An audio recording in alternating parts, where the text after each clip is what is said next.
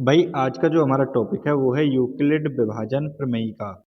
सबसे पहले हम समझते हैं कि यूक्लिड विभाजन प्रमेयिका होती क्या है। तो देखिए यूक्लिड विभाजन प्रमेयिका जो होती है वो होती है a बराबर वी क्यू प्लस आर, जहाँ पर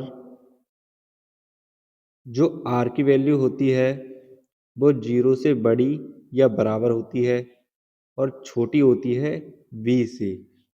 सिर्फ इसी चीज को बोला जाता है यूक्लिड विभाजन प्रमेयिका। अब समझते हैं कि ये आया कैसे और फिर समझेंगे कि इसकी सहायता से हम संख्याओं का मासा यानी कि HCF कैसे निकालते हैं। तो हम सबसे पहले दो संख्याओं को भाग देंगे। जैसे कि मान लीजिए हमने किसी संख्या में 2 से भाग लगाया, 2 से हम किसी संख्या में भाग लगा रहे हैं। यहाँ पर हम लेते हैं 6, 6 में हम 2 से भाग लगाते हैं। तो देखिए 2 का भाग जब हम 6 में लगाएंगे तो वो जाएगा 3 बार, नीचे क्या आ जाएगा 6, और इनके माइनस करने पर जो शेषफल आएगा वो कितना आ जाएगा 0। यहाँ पर देखिए जो हमारा 6 है इसको हम कहते हैं भाज्य, मतलब जिस संख्या में हम भाग देते हैं उसको बोलते हैं भाज्य, और गणित की भाषा में इसको बोलते हैं ए। यहाँ पर जो ए है वो हमारा भाज्य है, जिससे हम भाग देते हैं उसको बोलते हैं भाजक। ऊपर लिख देता हूँ मैं, इसको बोलेंगे भाजक। और यहाँ पर इसका काम कौन कर रहा है, वी। यहाँ पर ये है वी हमारा। जो भाग देने पर आता है इधर उसको हम बोलते हैं भागफल। इसको क्या बोलेंगे हम, भागफल। और इसको किससे दर्शाते हैं, क्यू से। और जो ये प्रोसेस के बाद जो नीचे बचता है उसको क्या बोलते हैं, शेषफल। और इसको किससे दर्शाते हैं हम, आर से। ये चीज़ें आपको पता होनी चाहिए। तो देखिए इसी नॉलेज के बेस पे हम 6 को किस प्रकार से लिख सकते हैं। हम लिख सकते हैं जो 6 है हमारा भाज्य यानी कि ए, इसको हम लिख सकते हैं कि जो भाजक है हमारा उसको लिखें और उसकी गुणा कर दें भागफल के साथ यानी कि 3 के साथ, और उसमें प्लस कर दें जो भी हमारा शेषफल है यानी कि 0।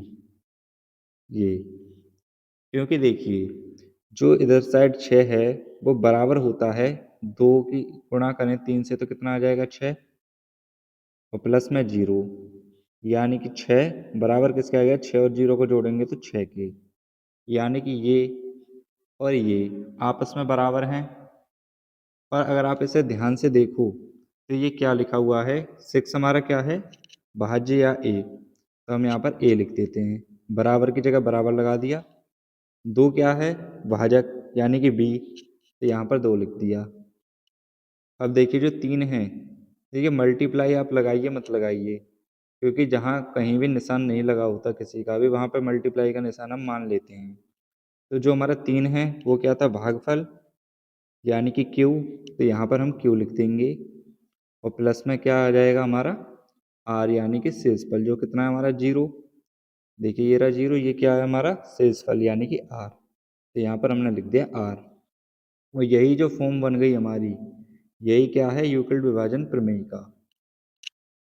तो इस तरीके से हमको ये फॉर्म मिलती है। और अब देखिए जो यहाँ पर ये लिखा है ना कि जहाँ आर की वैल्यू ये जो भी है उसका मतलब क्या है, आप उसे समझते हैं।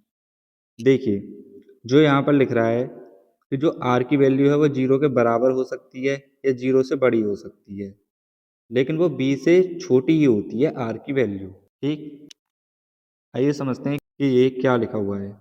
जैसे कि हमने देखिए यहाँ पर अगर हम आर की वैल्यू इस क्वेश्चन के माध्यम से लें तो देखिए ये हो जाएगा हमारा, नीचे की साइड में लिख देता हूँ यहाँ पर कि जो 0 है उससे बड़ी या बराबर होगी आर की वैल्यू, और छोटी होगी किससे, बी से। बी हमारा क्या है इसमें, 2, यहाँ पर लिख दिया हमने 2 इस क्वेश्चन के हिसाब से।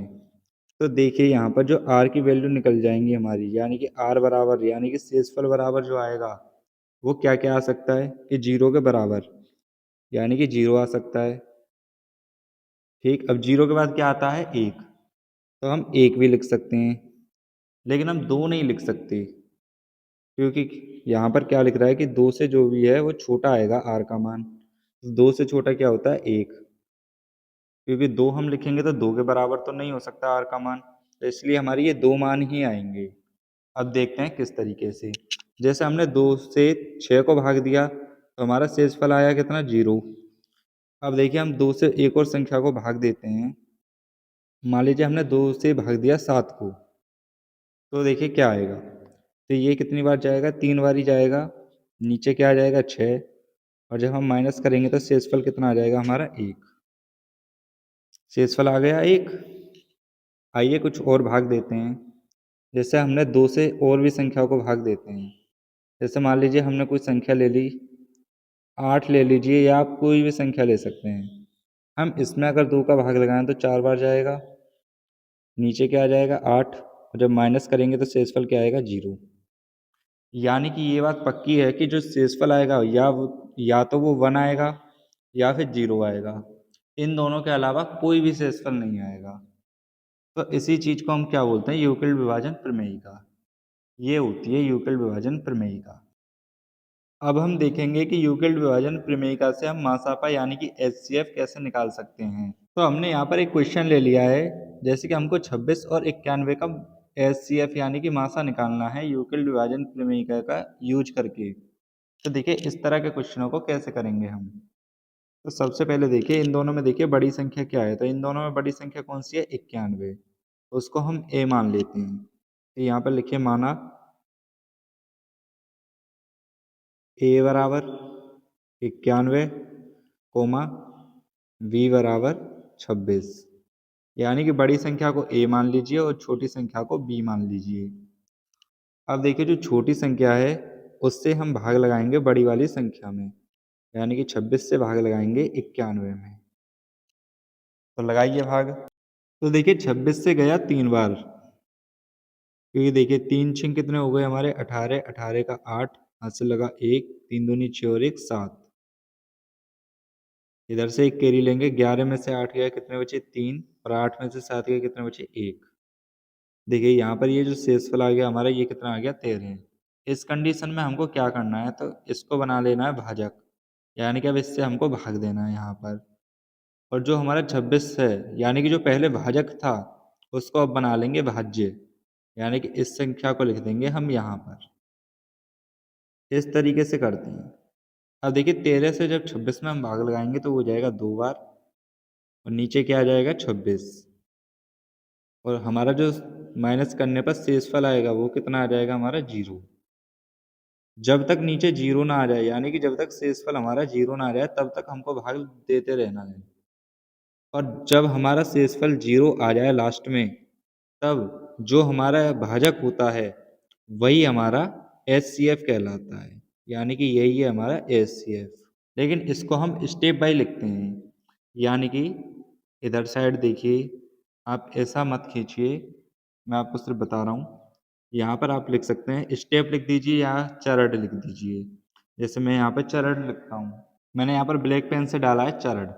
अब देखिए जो हमारा पहला चरड था वो क्या था कि हमने 91 था, इसको यहाँ पर लिखेंगे ए मान के, और बराबर किसके हो जाएगा ये बी, यानी कि 26 गुणे में क्यू यानी कि 3, और प्लस में आर यानी कि 13। इस तरीके से जो हमारा पहला चरण था वो कंप्लीट। अब देखिए जो दूसरा चरण था उसको लिखेंगे। तो उसमें क्या था हमारा कि जो हमारा भाजक था यानी कि 26, उसको हमने भाज्य बना लिया था, यानी कि ए। तो 26 को हम यहाँ पर लिखेंगे, यानी कि ये वाली जो संख्या है इसको सबसे पहले लिखते हैं, फिर लिखते हैं इस वाली संख्या को यानी कि 13, फिर गुणा करके लिखते हैं भागफल यानी कि ये जो कि है 2, और प्लस में शेषफल यानी कि 0 यहाँ पर लिख दिया। 2 स्टेप में हमारा क्वेश्चन हो गया। अब देखिए जब शेषफल हमारा 0 आ गया, ऐसी कंडीशन में जो हमारा बी होता है यानी कि भाजक वही हमारा एचसीएफ कहलाता है।